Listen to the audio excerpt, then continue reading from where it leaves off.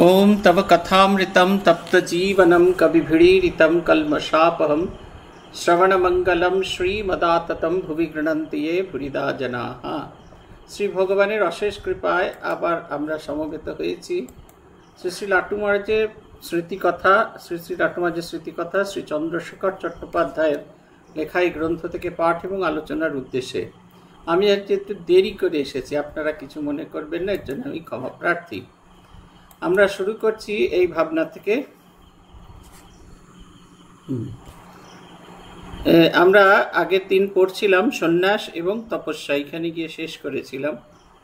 বলছেন, তৎকালে হরানগর মঠবাড়িতে যে সুস্পষ্ট চিত্রটি শ্রী শ্রীযুক্ত মহেন্দ্রনাথ দত্ত মহাশয় অঙ্কিত করিয়াছেন, তাহা তাহারই ভাষায় আপনাদের সমক্ষে আমরা উপস্থিত করিতেছি। তখনকার দিনে হরানগর মঠ কেমন ছিল, এখন এটা যদি আপনারা ভাবেন তাহলে কল্পনাও করতে পারি না এখনকার ভাবনা চিন্তা, এখনকার মঠ দেখে, তার যে স্ট্রাকচার সে সমস্ত দেখে যে কীভাবে তারা থাকতেন। এটা একটা খুব ইম্পর্টেন্ট জিনিস, জানেন তো। আমরাও যখন ছোট ছিলাম তখনও মঠ মিশনের যে অবস্থাটা দেখেছি, এবং এখনকার চিত্র, এখন ছেলেপুলেরা যে কথা বলে সেসব শুনলে আর তখনকার দিনের আমাদের সময়ের কথা মনে হলেও কীরকম কাঁটা দেয়। আমরা তো খুব পুরোনো দিনের নই। আমি বলেছিলাম একদিন 1994 সালের কথা, 1989 সালের কথা, মাকে দর্শন করেছেন রাজা মহারাজের দুই শিষ্য থাকেন, স্বামী দেবানন্দজি এবং স্বামী কাশীশ্বরানন্দজি। তাদের কাছে একটা উৎকৃষ্ট ভালো ফল দেওয়া হয়েছে, সে ফলটা খুব ভালো, আবার সেই ফলটা আবার আধখানা করে দিয়েছে। ফলটা হচ্ছে সিঙ্গাপুরি কলা একটা, সেই সিঙ্গাপুরি কলাকে দুটো ভাগ করে দুই ভাইকে দেওয়া হয়েছে, এবং তারা অত্যন্ত খুশি ওই ফলটি পেয়ে। বলছেন কি ভালো, কত ভালো ব্যবস্থা সব আছে। এইখানে একটু তাহলে শুনুন কীরকম আছে। মঠের বাড়িটি অতি প্রাচীন, ভগ্ন, নিচেকার ঘরগুলি মাটিতে ডুবিয়া গিয়াছে। শৃগাল ও সর্পের অবস্থান স্থল। উপরের উঠিবার সিঁড়ির ধাপগুলি খানিকটা আছে, খানিকটা পড়িয়া গিয়াছে। পিতলের দালানের মেঝের খোয়া 2 হাত আছে, তো 2 হাত উঠিয়া গিয়াছে। দরজা জানলা তক্তাগুলি খানিকটা আছে, খানিকটা নাই। ছাতের বর্গা পড়িয়া গিয়াছে, বাঁশ চিরিয়া ইঁটগুলিকে ধরিয়া রাখা হয়েছে। চতুর্দিকে জঙ্গল, ভূতের বাড়ি তো সত্যিই ভূতের বাড়ি। সিঁড়ে দিয়া উঠিয়া উত্তর দিকে অর্থাৎ দক্ষিণ হাতে যাইতে একটি নাতি বৃহৎ ঘর, সেটি কালী বেদান্তির ঘর। তারপর 2 ধাপ উঠিয়া একটি ছোট দরজা এবং ভিতরে যাইবার পথ। আরেকটু ঢুকিলে বাঁদিকে একখানি ঘর, ঠাকুরের ঘর এটি রয়েছে, এবং সম্মুখে একটি দালান, দালানের পশ্চিমে একটি বড় ঘর, দানাদের ঘর। বড় ঘরের ভিতর দিয়া যাইলে উত্তর পশ্চিমে একটি ছোট ঘর, সেইখানে জল থাকিত এবং সকলে বসিয়া খাইত। তাহারও উত্তর পশ্চিম দিকে পায়খানা, পূর্বোক্ত ভোজন গৃহের পূর্ব দিকে একটি গৃহে রান্না হইত। কাশীপুর বাগানে শ্রীরামকৃষ্ণদেবের যে শয্যা, বালিশ, ব্যবহৃত দ্রব্যাদি ছিল, তা ঠাকুর ঘরে সংরক্ষিত হইল। মেঝের উপর শয্যা স্থাপনা করা হইয়াছিল, পালঙ্ক তখন একটাও ছিল না। দানাদের ঘরে বারান্দায় পটপটি খান 2-3 মাদুর সংযুক্ত করিয়া মেঝেতে বিস্তীর্ণ থাকিত। অপর এক জায়গায় শতরঞ্চি থাকিত। চোরেরাও বিশ্বাসী, কোনো জায়গায় টান্নাটি রহিয়াছে আর অপর জায়গায় পরেনটা রহিয়াছে।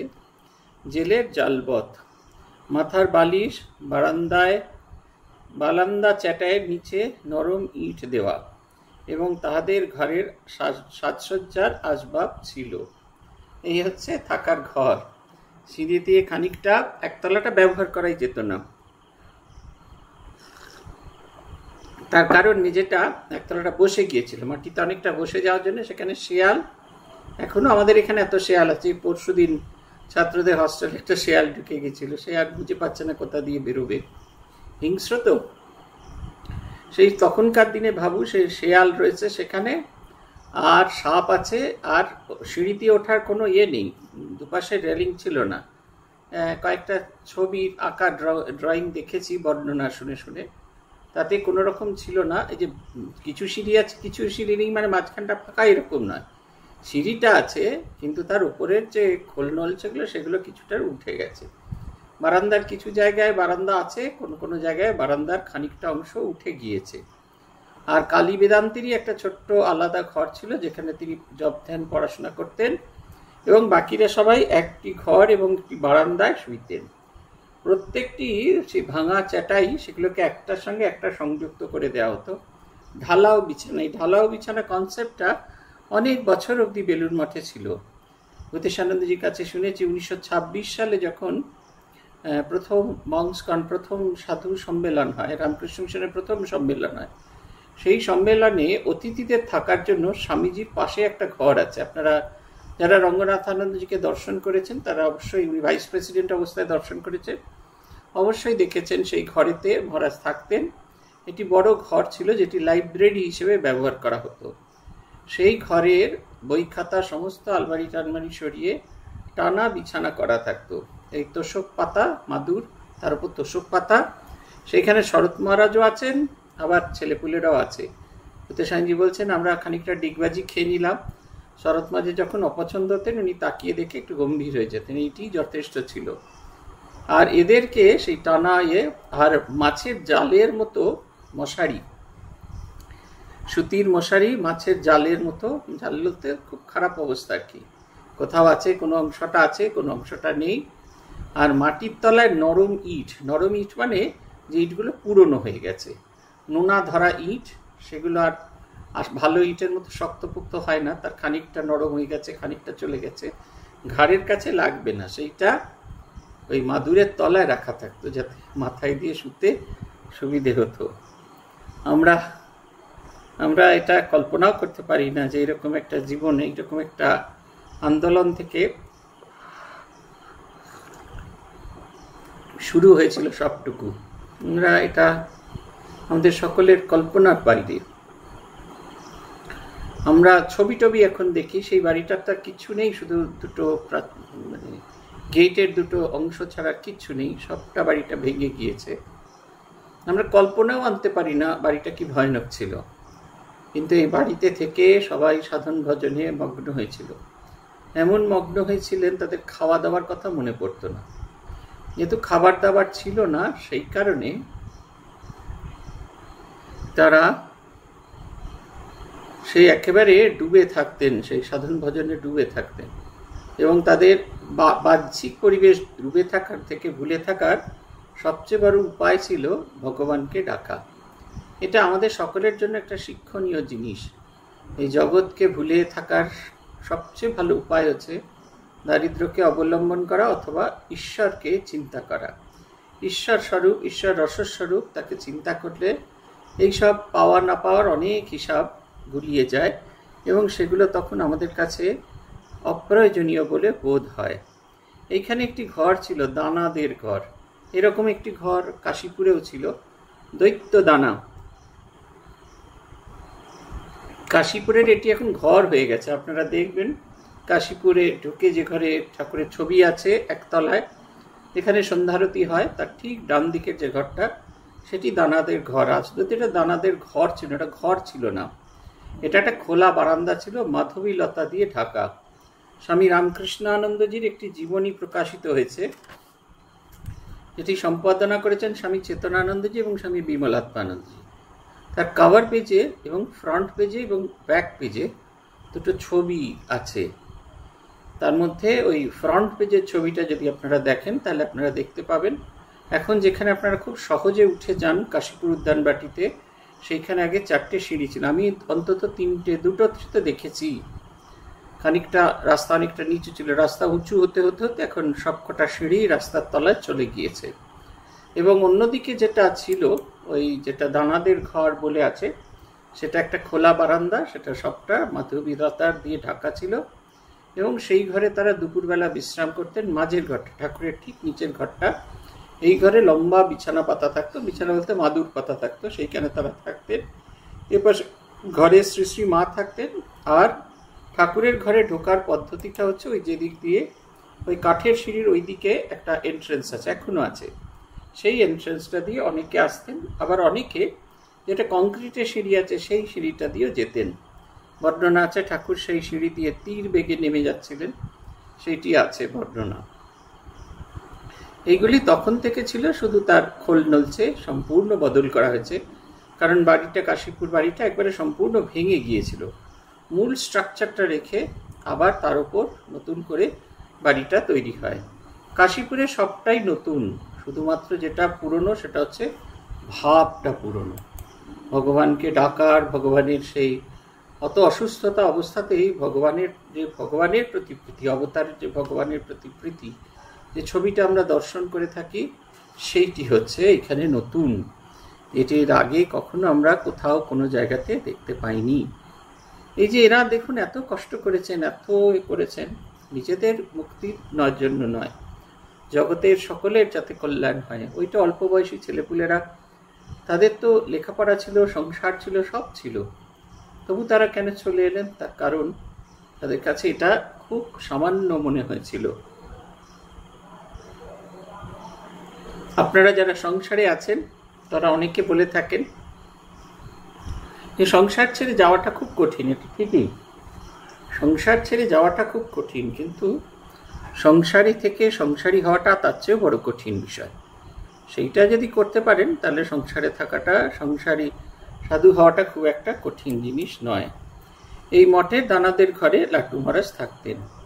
একজন জনৈক ছাপরা দেশবাসী, অনেকে অনুমান করেন যে তিনি লাট্টু মহারাজের খুল্লতাতো কাকা, তাহাকে সগ্রাম দর্শন করিতে যাইবার জন্য বলিতে থাকেন। তাহা শুনিয়া লাট্টু মহারাজ বলেন, তোমারা কাম তুম করো, মেরা পথ হাম জানি। এমন তেজের সহিত এই কথাগুলি বলেন যে ভদ্রলোকটি দুঃখিত হইয়া মঠবাড়ি ছাড়িয়া চলিয়া গেলেন। ভদ্রলোকটি চলিয়া যাওয়ার পর গুরুভ্রাতাগণ তাকে জিজ্ঞাসা করেন যে প্রকৃতপক্ষে এই বুড়ো তার খুড়ো কিনা। তাহাতে লাট্টু মহারাজ বলেছিলেন, সন্ন্যাসিকা খুড়া মর গিয়া। এটা হচ্ছে কথা। আমাদের বলরাম মন্দিরের একতলার একটি ঘর আছে এখনো, যে ঘরটিতে স্বামী তুরীয়ানন্দজি এবং স্বামী অদ্ভুতানন্দজি দীর্ঘদিন বাস করেছিলেন। অদ্ভুতানন্দজি বেশি দিন বাস করেছিলেন, কারণ তার আর কোথাও থাকার জায়গা ছিল না। এই কারণে তাকে প্রায় জোর করেই ওইখানে বলরামবাবু আটকে রেখেছিলেন। সেই ঘরের একটা দরজা ছিল, এখন আর সে দরজাটা নেই। বলরাম মন্দিরে গেলেই পুতানন্দজি নিয়ে যেতেন এবং সেই বলরাম মন্দিরের সেই দরজাটায় মাথা ঠেকাতে বলতেন। এই দরজা ধরে মা দাঁড়িয়েছিলেন। লাট্টু মহারাজ বলছেন, কল্পনা করো লাট্টু মহারাজ এই ঘরের ভেতরে হাঁটাচলা করছেন এবং বলতে থাকছেন, সন্ন্যাসী কো মাতা সন্ন্যাসী, কো পিতা সন্ন্যাসী নির্মায়া। তখন সেদিনকে শ্রী শ্রী মায়ের জয়রামবাটি চলে যাওয়ার কথা, মা চলে যাচ্ছেন এই খবরে লাট্টু মহারাজের খুব মন খারাপ হয়েছে। লাট্টু মহারাজ নিজেকে বোঝানোর চেষ্টা করছেন, সন্ন্যাসী কে মাতা, কে পিতা, সন্ন্যাসী নির্মায়া। মা তখন এসে পৌঁছেছেন, লাট্টু মহারাজ লক্ষ্যই করেননি, তিনি মোহ ভরে বলে চলেছেন। মা পেছন থেকে বললেন, তাহলে বাবা নেটো, তোমার আমাকে মেনে কাজ নেই। ওই দরজাটা ধরেছিলেন মা। সঙ্গে সঙ্গে লাট্টু মহারাজ মায়ের পায়ে পড়ে গিয়ে কাঁদতে থাকলেন। মা তিনি কাঁদছেন দেখে লাট্টু মহারাজের মায়ের চোখ দিয়ে জল পড়ছে। লাট্টু মহারাজ তার চাদর দিয়ে মায়ের চোখ মুছিয়ে দিয়ে বলেন, মা তুমি বাপের ঘর যাচ্ছ, এই সময় কি তোমায় কাঁদতে হয়? তোমায় সরট আবার নিয়ে আসবে। এই অদ্ভুত এক ভালোবাসার সম্পর্ক। এখানেও তাই, তার কাকা এসছেন, তার কাকাই তার সর্বস্ব ছিলেন, কিন্তু সন্ন্যাসী হয়ে যাওয়ার পরে তার পূর্বাশ্রমের আর কোনো সম্পর্ক নয়। এইটা বোঝানোর জন্য বলছেন, সন্ন্যাসী কা খুড়া মর গেয়া। সন্ন্যাসীর যে আত্মীয় তারা সবাই চলে গেছেন। সন্ন্যাস গ্রহণ করবার পর লাট্টু মহারাজ মুন্ডিত মস্তকে গেরুয়া পরিধান করিয়া একদিন কালী তপস্বীর সহিত ভক্তপালক রামচন্দ্র দত্তের গৃহে গমন করেন। সেখানে স্বামী অভেদানন্দের সহিত রামবাবুর সাধন বিষয়ে কিছু কথোপকথন হয়। সেই কথোপকথনটি পরে নানা লোকের মুখে অতিরঞ্জিত হয়ে পড়ে। বিভিন্ন ব্যক্তি নানাভাবে কালী তপস্বীকে বাক্যবাণে বিদ্ধ করিতে থাকে। এইরূপ একজন গৃহভক্ত লাট্টু মহারাজকে বলেন, যাকে যেমন তিনি শ্রী শ্রী ঠাকুর বুঝিয়েছেন সে তেমনি তো বলবে। কালী ভাইকে তিনি যেমন বুঝিয়েছেন কালী ভাই তেমনি বলছে। সে কি দোষ করেছে? সে আপনারা তাকে হাম্বড়াই বলছেন। আর কোনো গুরুভ্রাতা বা অথবা রামবাবুকে বিদ্রুপ করিতেছেন শুনিয়া লাট্টু মহারাজ তাকে বলেন, তোমার কেমন এক হয়েছে? রামবাবুর কথা তোমাদের মনমাফিক হয়নি বলে তোমরা উনাকে দুষবে, এ তো ভালো কথা নয়। আমি তো সেখানকে ছিলাম, কই তিনি তো এমন কিছু বলেননি। যাতে তাঁর কথা অর্থাৎ শ্রী শ্রী ঠাকুরের কথা থেকে বেফাস হয়ে পড়েছে। তিনি তো নিজের মনের ভাব সেদিন গান গেয়ে বুঝিয়ে দিয়েছিলেন, স্বরদর্শনে না পায় দর্শন ইত্যাদি ইত্যাদি। এই গানখানি তো ঠাকুর তাকে শিখিয়েছিলেন। রামবাবুর সঙ্গে অভেদানন্দজির প্রচণ্ড রাগারাগি হয়েছিল। অভেদানন্দজি বেদান্ত চর্চা করতেন, রামবাবু ভক্তিবাদী। তাই ওইখানে রামবাবু এই গানটি গিয়েছিলেন, স্বরদর্শনে না পায় দর্শন। এই তাদের মধ্যে একটু কথাবার্তা হয়েছিল, একটু গরমাগরম দুজনের হয়েছিল। দুপক্ষকেই লাট্টু মহারাজ খুব সুন্দর করে বোঝালেন। এক পক্ষকে বললেন যে ঠাকুর যাকে যেরকমভাবে বুঝিয়েছে সে সেই রকমভাবেই বুঝবে, এখানে কারুর কিছু বলার নেই। এটা হচ্ছে প্রথম কথা। লাট্টু মহারাজ এইটি একটি খুব সুন্দর করে বুঝিয়ে দিলেন যে এখানে আমাদের কারুর কোনো বক্তব্য কোনো কিছু এখানে দাঁড়ায় না। আবার গুরু ভাইরা যারা রামবাবুর নিন্দে করছেন তাদেরও বলছেন রামবাবু সেরকম কিছু করেননি, তিনি খালি গানটা গেয়েছেন, স্বরদর্শনে না পায় দর্শন, এইটি তিনি তাকে বোঝানোর চেষ্টা করেছিলেন। দুপক্ষকেই তিনি শান্ত রেখেছিলেন, দুপক্ষকেই শ্রীরামকৃষ্ণের ভাবানুরাগী করে রেখেছিলেন। বরানগর মঠে একদিন গুরু ভাইদের মধ্যে ঠাকুর ঘর নিয়ে বড় কথা কাটাকাটি হয়েছিল। সেদিন গৃহী ভক্তদের মধ্যে কি নাকি ঠাট্টা করে বলেছিল, শালার আর করবি কি, যেমন শীতলা ঠাকুর বসায় তেমনি ঠাকুরের ছবি বসিয়ে ঘণ্টা বাজাবি আর পুজুরিগিরি করবি। গৃহী ভক্তটির ওই কথা শুনে শশী ভাই বড্ড চটে উঠেছিল। এমন যে শালা বলে তার পয়সায় আমি মুতে দিই। শশী ভাইকে চড়তে দেখে লরেন ভাই বড় অমোদ লাগলো, তাই হাসতে হাসতে বললেন, যা শালা, ভিক্ষা করে তোর ঠাকুরকে খাওয়াকে যা। লরেন ভাইয়ের ওই কথা বলতে শুনে শশী ভাইয়ের মনে বড্ড দুঃখ হলো। বললে, বেশ, তোমাদের 1 পয়সা চাই না, আমি ভিক্ষা করে ঠাকুরকে খাওয়াবো। তাতে লরেন ভাই হাসতে লাগলেন। বললে, কিরে, ভিক্ষা করে তোর ঠাকুরকে লুচি ভোগ দিতে পারবি তো? শশী উত্তেজিত হইয়া, হ্যাঁ পারবো, সেই ভোগের লুচি আবার তোকে খেতে দেবো। তখন স্বামীজি উত্তেজনার ভান করে বললে, তা কখনোই হতে পারে না, আমরা শালা খেতে পাচ্ছি না আর তোর ঠাকুর লুচি ভোগ খাবে? ফেলে দেবো এমন ঠাকুরকে, জানিস? তুই যদি ফেলতে না পারিস আমি নিজের হাতে সে ঠাকুরকে ফেলে দেব। এই বলে কৃত্রিম রোষ করে যেন লরেন ভাই তাড়াতাড়ি ঠাকুর ঘরের দিকে যেতে লাগলেন। শশী ভাইয়ে লাফিয়ে উঠে ইংরেজিতে কি যেন বললেন। হাসি ঠাট্টার ব্যাপারে এমন তকরার হতে দেখে আমার বড্ড দুঃখ হলো। সামনে লরেন ভাইকে বললুম, কেন ভাই, শশীর সাথে তুমি বাদ সাধছ? তোমার মতে তুমি চলো, শশী ভাইকে তার মতে চলতে দাও। লরেন ভাই আমাকেও দাবড়ি দিয়ে উঠল। দাবরানি শুনে যেই একটা কড়া কথা বলতে গেছি অমনি লরেন ভাই হেসে উঠল, এমন হাসলে যে শশী ভাইও হেসে ফেলল। 2 মিনিটের মধ্যে সব গলাগলি বসে ঠাকুর পূজায় ব্যবস্থা করতে লাগলো। এটা একটা অদ্ভুত ভালোবাসার ছবি সাধু ব্রহ্মচারীদের ভেতরে যেটি আছে, এটা পরম্পরায় আসছে নরেন ভাই এবং তার গুরু ভাইদের ভেতরে। দেখুন, সমস্ত ঝগড়াঝাটি, সমস্ত বিবাদ সবকিছু কিন্তু শ্রীরামকৃষ্ণকে নিয়ে। দুজনে দুরকম কথা বলছেন। একজন বলছেন শ্রীরামকৃষ্ণের আনুষ্ঠানিক পূজার প্রয়োজন আছে, আরেকজন বলছে না, আনুষ্ঠানিক পূজার প্রয়োজন নেই, আমরা অর্থাৎ মানুষ যখন খেতে পায় না তখন এই আনুষ্ঠানিক পূজার কোনো প্রয়োজন নেই। এইটা হচ্ছে, এই কথাটা বারবার তিনি বলছেন, আনুষ্ঠানিক পূজার প্রয়োজন নেই। বলছেন তোর ইয়েকে আমি খেতে দেব না, আমরা খেতে পাচ্ছি না, তিনি লুচি ভোগ খাবেন। দেখুন কি সুন্দর কপট রাগ, একে অপরের সঙ্গে কিরম অপূর্ব মান অভিমান করছেন, কিন্তু মান অভিমানের কেন্দ্রবিন্দু হচ্ছে শ্রীরামকৃষ্ণ। এটা আমাদের কাছে খুব শিক্ষণীয় জিনিস। ঠাকুর যেন আমাদের সবার আলোচনার বিষয় হন, সবার আমাদের ভাবনা চিন্তার কেন্দ্রবিন্দু হয়ে থাকেন, তাকে কেন্দ্র করে যেন আমরা সবাই থাকতে পারি। আমাদের মান অভিমান, রাগ অভিমান সব কিছু। 14টা করে পান লাগতো, এ নিয়ে অনেকবার ঝগড়া হয়েছে লাট্টু মহারাজ এই শশী মহারাজের সঙ্গে স্বামীজির।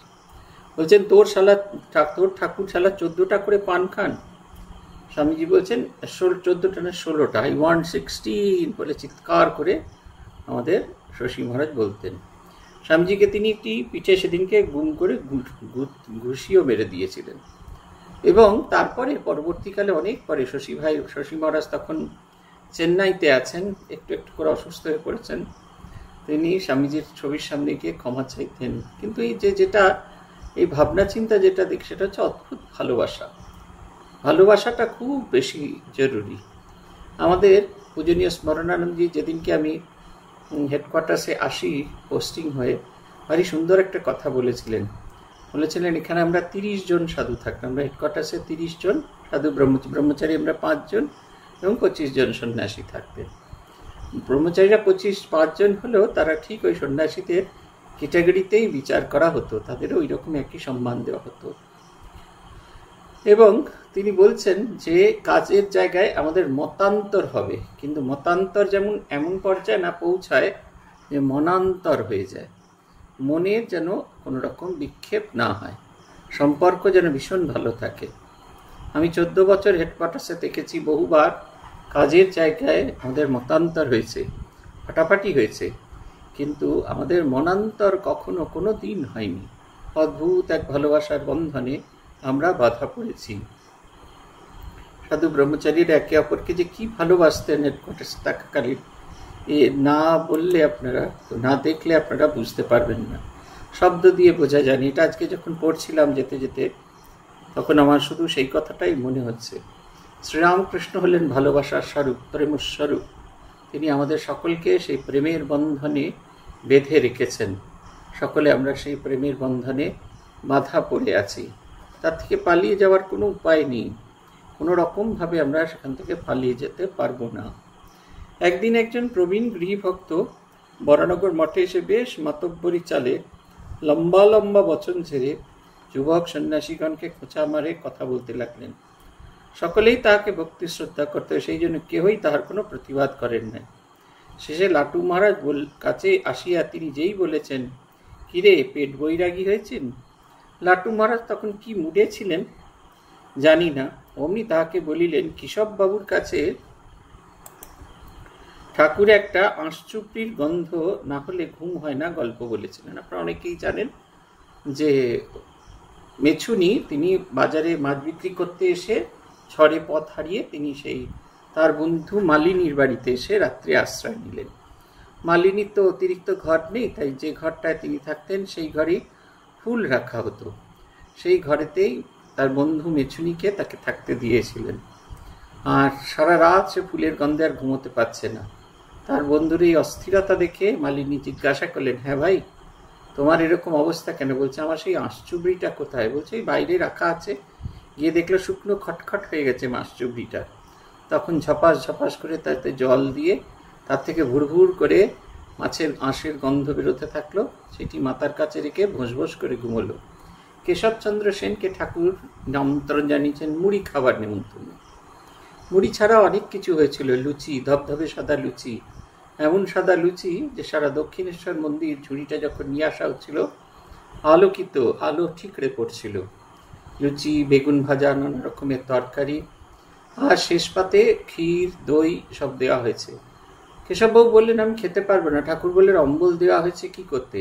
তোমার গলার ভেতরে জায়গা করবে, প্যাসেজ তৈরি করবে, আর তার মধ্যে দিয়ে ক্ষীর, দই ওগুলো ঢোকাবে, একটু করে সেগুলো ভেতরে চলে যাবে। সেদিন সারাদিন কাটানোর পরে কেশববাবু বাড়ি যেতে চাইছেন দেখে কেশববাবুকে এই গল্পটি ঠাকুর বলেছিলেন, তোমাদের তো আঁশচুবড়ি ছাড়া রাত্রে ঘুম হয় না। সেইটি এসছে। কেশববাবুর কাছে ঠাকুর একটা আঁশচুবড়ির গন্ধ না হলে হয় না গল্প বলেছিলেন। এখন দেখছি আপনারও এই অবস্থা। আপনি ত্যাগের পথে না আসে ত্যাগ বৈরাগ্যের কথা কি বুঝেছেন? জনক রাজার দৃষ্টান্ত দেখাচ্ছেন, বাকি জনক রাজা কি সবাই হতে পারে? লাটু মহারাজের কথা শুনিয়া প্রাচীন ভক্তটি চুপ করিয়া যান। এটি হরমোহন মিত্রের স্মৃতি কথা থেকে পাওয়া গেছে।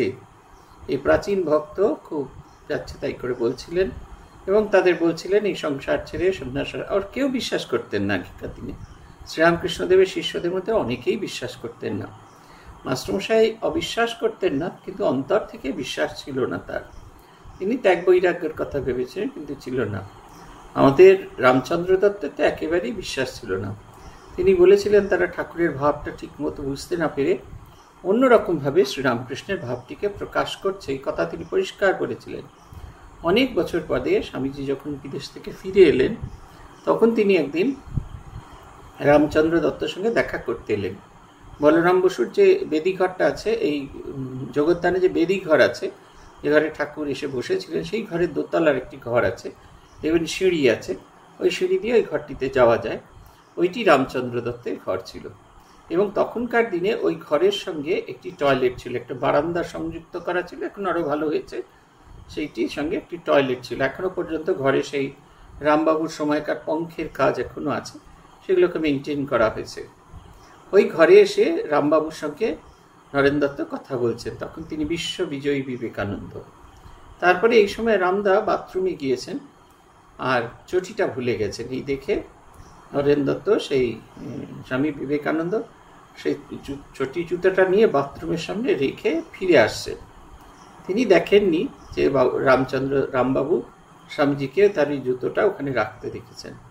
তার অদ্ভুত পরিবর্তন হলো যে বিশ্ববিজয়ী বিবেকানন্দ অতটুকু তার সামান্যতম অহংকার নেই, আর আমি কীরকম কি করছি। তিনি ফিরে এসে হঠাৎ করে স্বামীজিকে জড়িয়ে ধরে বলেন, নরেন, আমার কি হবে? তখন স্বামীজি বলেন, বিলে আমার কি হবে? স্বামীজি বলেন, রামদাদা, আমার যদি হয়ে থাকে তার কৃপায় তোমারও হবে নিশ্চয়। তিনি সন্ন্যাসের আদর্শ গ্রহণ করেছিলেন, সন্ন্যাস দিতেন, যোগ বিনোদ ইত্যাদি তার শিষ্যও ছিল, এবং যারা প্রথম দিকে যারা এসেছেন তাদেরকে তিনি বরানগর মঠে যেতে বারণ করতেন, কিন্তু পরবর্তীকালে বরানগর মঠের প্রতি তার একটা অদ্ভুত ভালোবাসা তৈরি হয়েছিল। তার পক্ষে বরানগর মঠ, আলমবাজার, এগুলো কোনোটাতেই তার পক্ষে যাওয়া সম্ভব হয়নি, কিন্তু সেই তাদের প্রতি, তার গুরু ভাইদের প্রতি তার অসীম ভালোবাসা, অসীম আকর্ষণ সারাটা জীবন ছিল। পরবর্তীকালে লাটু মহারাজ বরানগর মঠে গুরু ভাইদের সম্বন্ধে কতগুলি প্রসঙ্গ করেছিলেন। বিভিন্ন স্থানে বিভিন্ন সময় নানা প্রসঙ্গ শুনেছি, এইখানে একত্রে তাহাই সন্নিবেশিত হলো। বলছেন, বরানগর মঠে শশীভাই এমনই আরতি করত, কি বলবো। ঠাকুর ঘরটা তখন গম গম করতো, শশীভাই মুখে জয় গুরুদেব বলতো, আর কালী ভাই একটা স্তোত্র পাঠ করত। কিছুদিন পরে কালী ভাই তার অর্থাৎ শ্রী ঠাকুরের পূজার মন্ত্র সব তৈরি করে ফেললেন। তখন থেকে সেই মন্ত্র পড়ে পুজো হতো, আমাদের আর কিছু ছিল না। বাকি ঠাকুরের ভোগে সব ভালো ভালো ফল দেওয়া হতো। এই না দেখে ওখানকার অর্থাৎ বরানগরের লোকের সব বলতো, এরা মাটির ভেতর থেকে ঘড়া ঘড়া মোহর পেয়েছে, নইলে এত ফুর্তি করে ভোগ লাগায়। হরবকত শশী ভাইয়ের চিন্তা ছিল ঠাকুরের সেবা কেমনভাবে চলবে, কি দেওয়া হবে, আর কখন কোনটা দেওয়া হবে। তার পুজোর সব কাজ সে নিজে করতো। আমাদের বলতো, তোদের কোনো ভাবনা নেই, সাধন ভজন নিয়ে পড়ে থাক, এর অর্থাৎ ঠাকুরের কৃপায়, ঠাকুরের দৌলতে সব জুটে যাবে। এটা একটা ছবি। প্রথম দিকে শশী মহারাজ ওই ধুনোটা নিয়ে একবার এপার থেকে ওপার জয় গুরুদেব বলতেন। এখন যেমন খণ্ডন ভগবন্ধন জ্ঞান গে আরতি হয়, তখন জয় শিব ওঙ্কারা কাশী বিশ্বনাথ মন্দিরে যে আরতিটি গাওয়া হয় সেইটি গাওয়া হতো, এবং ঠাকুরের তাই সেই গানের সঙ্গে আরতি হতো। এবং পরবর্তীকালে প্রথম দিকে পূজার বিশেষ একটা পদ্ধতি ছিল না, কিন্তু সবাই তাদের মতো ভাবের মতো পুজো করতেন। কিন্তু অভেদানন্দজি এই পূজা পদ্ধতিটি তৈরি করেন।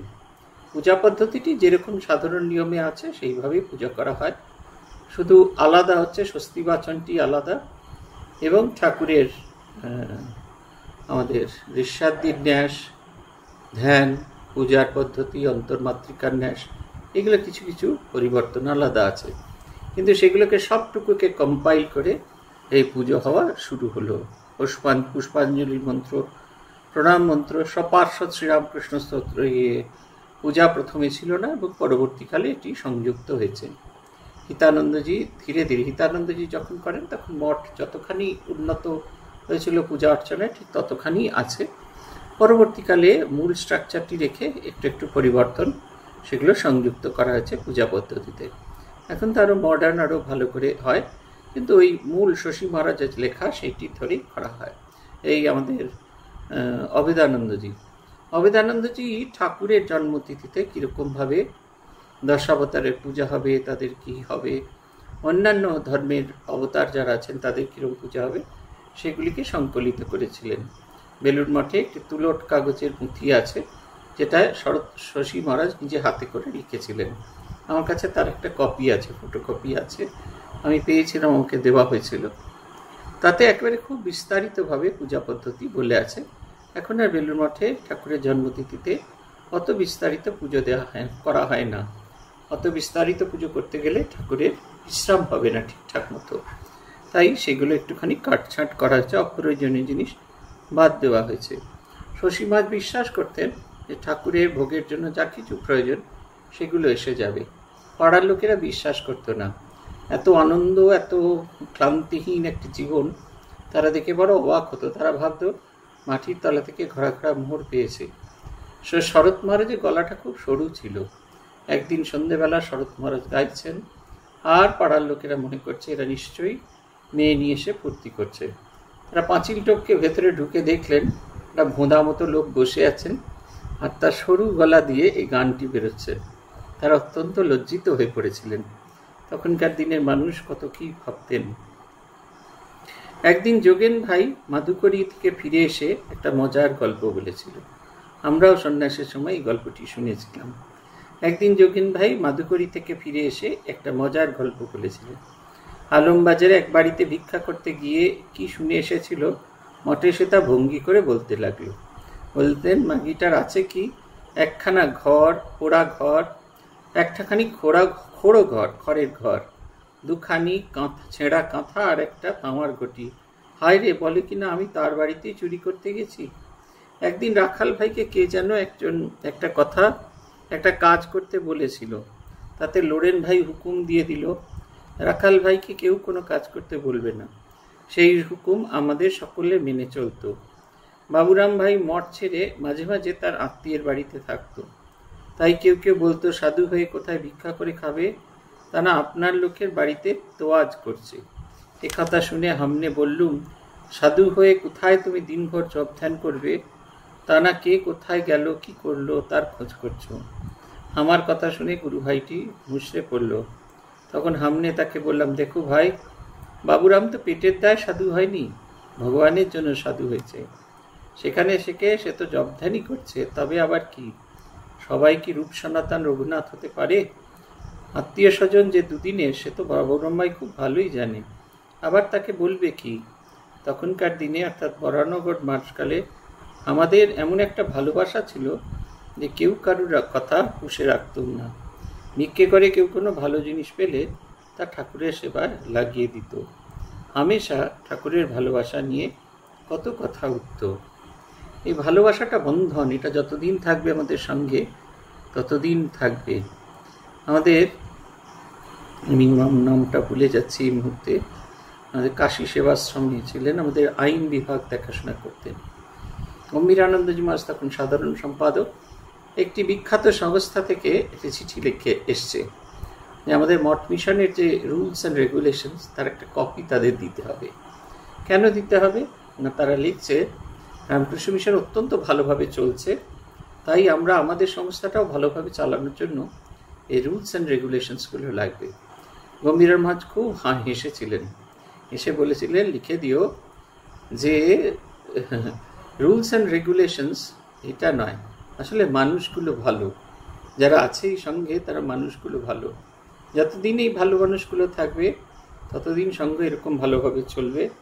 যখন এই ভালোবাসাগুলো চলে যাবে, মানুষগুলো চলে যাবে, তখন নিয়ম শৃঙ্খলার বেড়াবেড়ি মিথেও কখনো কোনো রকমভাবে কিছু করা যাবে না। আমাদের যখন রুলস পড়াতে এলেন, মঠ রুলস পড়াতে এলেন স্বামী প্রভানন্দজি, এই কথাটা এই উদাহরণটা তিনি দিতেন। এবং আরও একটি উদাহরণ, যখন মঠ রুলস তৈরি হচ্ছে তখন স্বামীজি বলেছিলেন, আমি বলে যাব, কেউ একজন লিখে যাক। স্বামী শুদ্ধানন্দজি লিখেছিলেন। স্বামীজি মঠ রুলসটি বলে গেছিলেন এবং বলেছিলেন, এর মধ্যে যদি কিছু নেতিবাচক শব্দ থাকে সেটা বাদ দিয়ে সেটাকে কিভাবে ইতিবাচক শব্দে পরিবর্তন করা যায় সেটি করা। কার্যকারী হবে না এই কথা এটা হচ্ছে নেগেটিভ, অকার্যকারী হবে, এটা হচ্ছে পজিটিভ। নেগেটিভ কথাই পজিটিভ সেন্সে ব্যবহার করা। স্বামীজি তার চিঠিতেও এই কথাটি উল্লেখ করেছিলেন। উদ্বোধন যখন প্রকাশিত হয়, কেমন হবে উদ্বোধনের ভাষা, তার মধ্যে ঠিক একটি সূত্র ছিল, সেটি হচ্ছে এই যে সেখানে কোথাও কোনো নেগেটিভ কথা বলা যাবে না।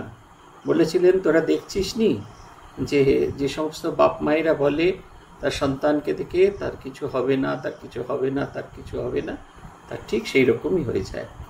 রামকৃষ্ণ মঠ মিশনের এই একটি বড় জিনিস, সাধুদের এই যে এত বছর ধরে সম্পর্ক সুষ্ঠুভাবে চলেছে, তার মূল কথাটি হচ্ছে ভালোবাসা। ভালোবাসার বন্ধনে একে অপরের সঙ্গে বাধা পড়ে আছি আমরা, এটা হচ্ছে কথা।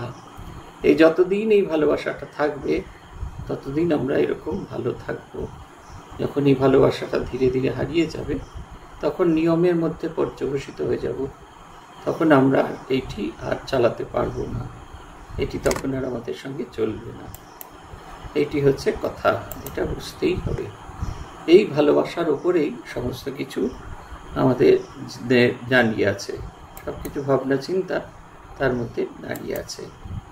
তিনি বলছেন, আমরা শেষ করবো আরেকটা অংশ পড়ে, যে কেউ বলতো ঠাকুর আমায় বেশি ভালোবাসেন, আরেকজন অমনি বলতো না আমায় বেশি। এইরকম করতে করতে শেষে তকরার হয়ে যেত। ঠাকুর সকলকে এমনই ভালোবাসতেন, সবাই মনে করতো তাকেই বুঝি তিনি সবচেয়ে বেশি ভালোবাসেন। একদিন এমনি তকরার করতে দেখে বললুম, তিনি কিছু রেখে যাননি, তাতেও তোমাদের সব ঝগড়া হচ্ছে। আর যদি কিছু রেখে যেতেন তাহলে তো তোমরা কোর্টে মকদ্দমা লড়তে যেতে। আমার কথা শুনে সবাই হো হো করে হেসে উঠল। মঠে দেখতুম কালী ভাই কোনো কিছু ঝঞ্ঝাটের মধ্যে যেতে চাইতেন না, রাত দিন কেবল পড়াশোনা করতেন। ফুরসাদ পেলে লরেন ভাইয়ের সঙ্গে তর্ক জুড়তেন। লরেন ভাই তার কথাগুলো কুচ কুচ করে কেটে দিতেন। বাকি একদিন লরেন ভাই যে এমন কোণঠাসা করলে যে কিছুতেই আর লরেন ভাই তার উত্তর দিতে পারলেন না। তখন লরেন ভাই বললে, আজ এই পর্যন্ত, কাল আবার এখান থেকে শুরু করব। কালী ভাইয়ের সেদিন কি ফুর্তি! পরের দিন লরেন ভাই এমন সব যুক্তি দিল যে কালী ভাইয়ের সমস্ত কথা কেটে গেল। তখন কালী ভাই দুঃখ করে বললেন, লরেনকে একদিনও যুক্তি দিয়ে হারাতে পারলাম না। নরেন হচ্ছেন শ্রীরামকৃষ্ণের যন্ত্র, আমরা সবাই শ্রীরামকৃষ্ণের যন্ত্র, কিন্তু শ্রীরামকৃষ্ণের নিজের হাতের যন্ত্র লরেন ভাই। তার উপর তার বিশেষ কৃপা ছিল। জগৎ সংসারের কোনো শক্তি তাকে পরাভূত করতে পারে না, এমনকি গুরু ভাইরাও তাকে পরাভূত করতে পারেন না। এইটি প্রকাশিত হচ্ছে। কিন্তু তার চেয়ে বড় কথা যেটা, সেটা হচ্ছে ভালোবাসা। এই এমন ভালোবাসা, এই কালজয়ী ভালোবাসা, এই আমরা জীবনে কখনো দেখিনি, হয়তো দেখতেও পাবো না আগামী জীবনে, আগামী দিনও দেখতে পাবো না। এমন সুন্দর একটি অদ্ভুত জীবনী, এটি হচ্ছে কথা, এবং এইটিকেই কেন্দ্র করে আমাদের থাকার কথা। আজ এই পর্যন্ত। শ্রী ভগবানের কৃপা হলে আগামী দিন আমরা এর পরের অংশ থেকে পড়ব। ওম প্রণতানাম প্রসীদত্বম দেবী বিশ্বার্তিহারিণী ত্রৈলোক্যবাসিনা মিটে লোকানাম বরদা ভব। ওম শান্তি, ওম শান্তি, ওম শান্তি। হরি ওম তৎসৎ। শ্রীরামকৃষ্ণার্পণমস্তু।